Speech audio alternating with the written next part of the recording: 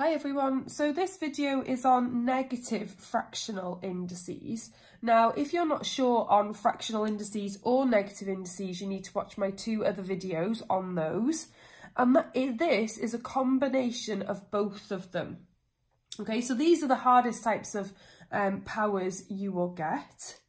And what we have to do is we just have to work through it step by step, remembering what each part means. So we need to remember that the negative is the reciprocal, and then the fraction, we must remember that the denominator is its root, and then the numerator stays as the power. Okay, so we're going to work through it in that order. I always get rid of the negative first because then it's easier to see.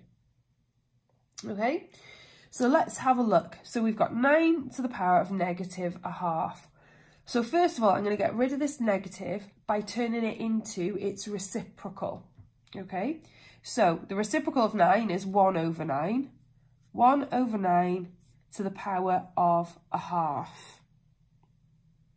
Okay, so then we need to do the square root, because that's what the power of a half means, of each part. So the square root of 1 over the square root of 9.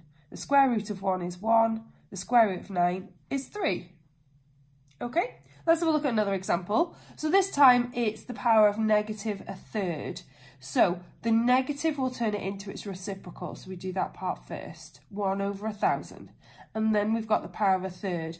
A third means it's cube root. So we're going to do the cube root of 1 and the cube root of 1,000. And that is 1 over 10.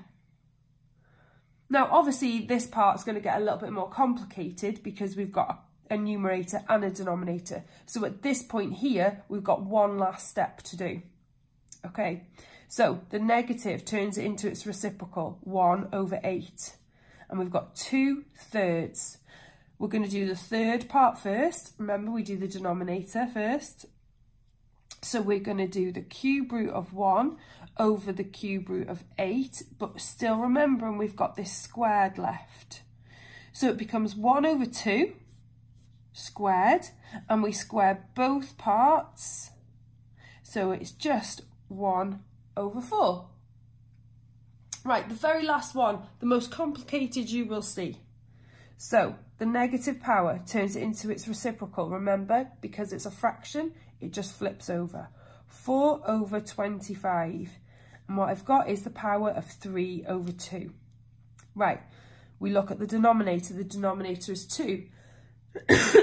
Excuse me. And that makes it the square root.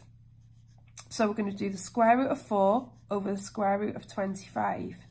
All cubed. The 3 stays as the power. 2 over 5, and we're going to cube them. 2 cubed over 5 cubed, so it becomes 8 over 125. I hope that makes sense. What you must bear in mind when you're doing these questions, they're always going to give you numbers that work.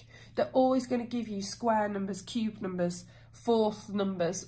Whatever it is, they will go in equally. There's never going to be any decimals in this. Okay? So, I hope that makes sense, and thanks for listening.